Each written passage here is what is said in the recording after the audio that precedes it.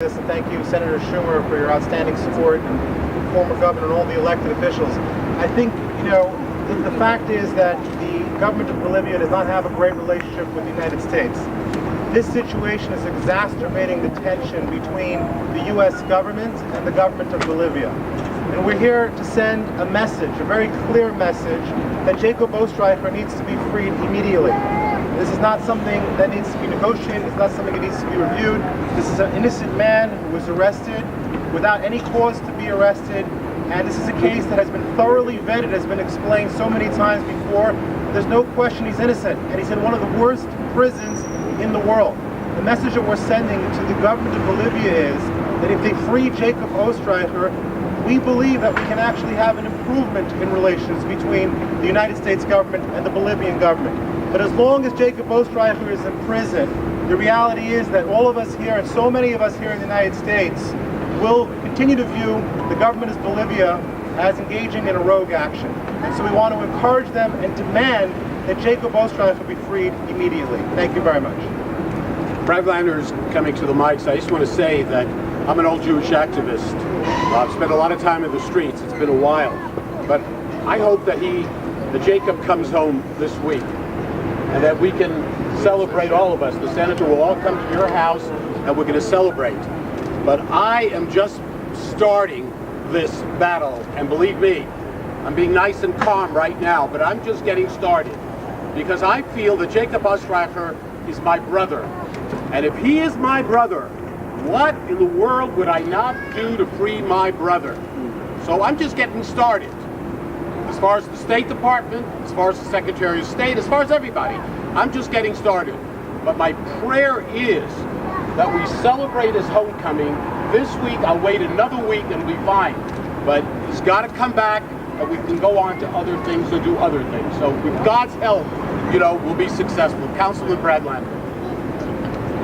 Sometimes justice has to be tempered with mercy, and sometimes the demands of justice and the demands of mercy go hand in hand. And if you can't look at this case and see what has been done and see the wrong that the Bolivian government is doing to Jacob Ostreicher, and then stand here with his family and understand the human pain and harm it is causing, those demands, the demands of justice and mercy, together with the leadership of Assemblyman Hikind and Senator Schumer, Governor Patterson, and Councilman Greenfield, the government of Bolivia is just starting to hear this, and we are not going to rest. We will keep pushing until those demands of justice and those demands of mercy are met, and Jacob Ostreicher is home in Brooklyn. For very brief comments, my colleague, Assemblymember Helene Weinstein, and then Rhoda Jacobs. We'll be done in a couple of moments.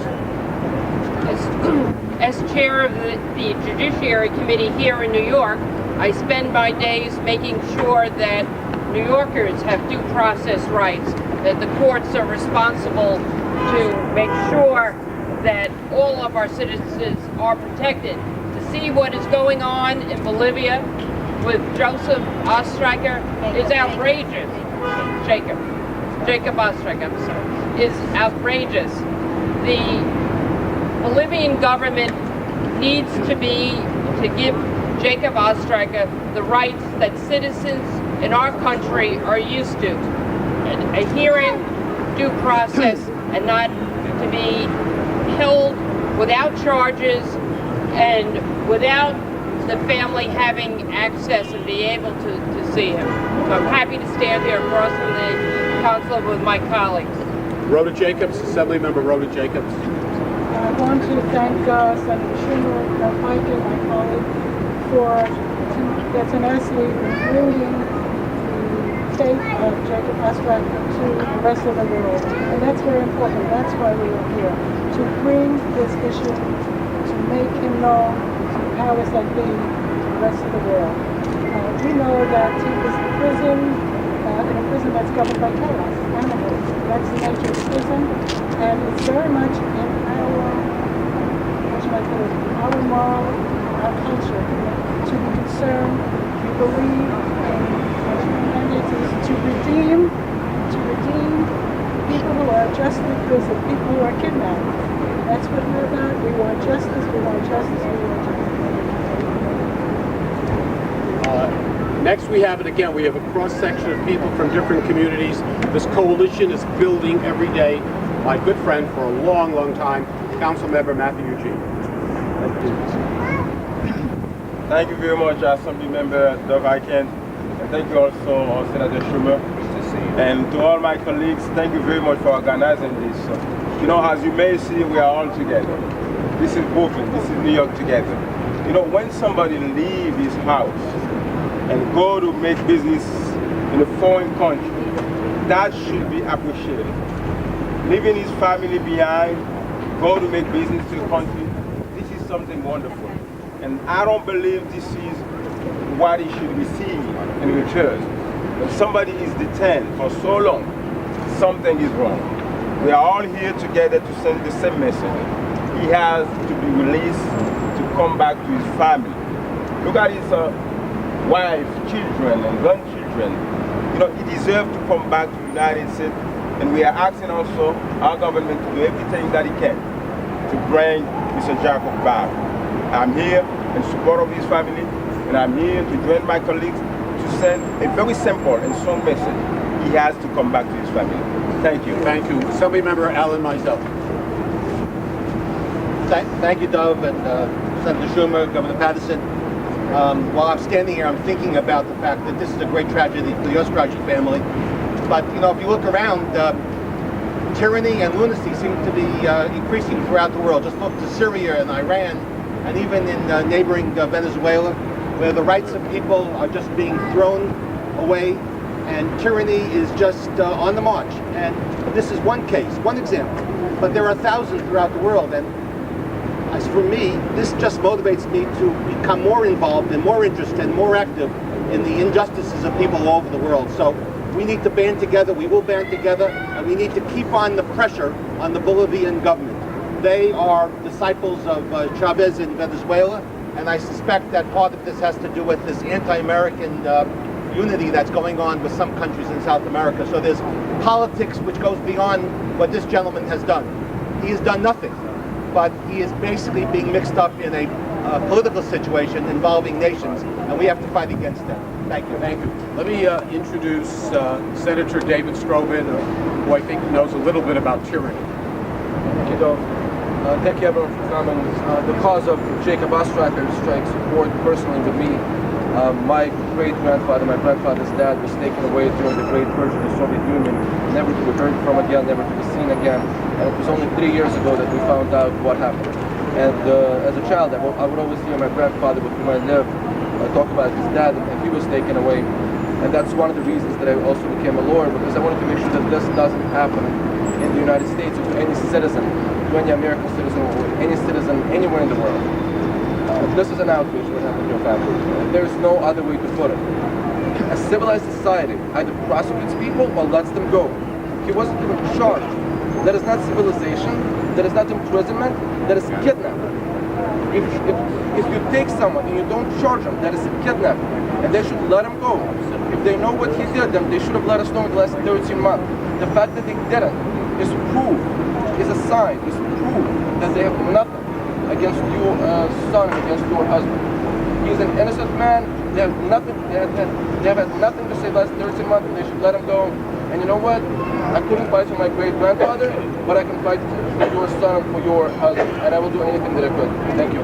We're almost finished. We're going to have Jacob's sister speak in 1 second. A good friend forever. We've been out there in the streets fighting for human rights and civil rights. Simcha Felder, Deputy Controller. Thank you very much. I don't want to repeat what's been said already. I would just say that growing up in Borough Park, I was born and bred in Borough Park, and the only thing that I could say is this is not about any one of us.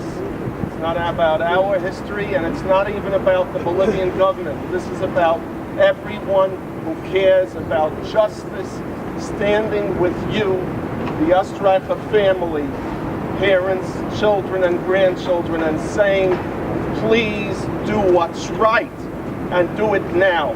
Thank you very much. And before we go to Sister Senator Eric Adams again, Senator Adams and I have stood so many times over the years for justice, civil rights, and so on. Thank you, Assemblyman, and my colleagues in our state, and our U.S. Senator Charles Schumer, for being here today.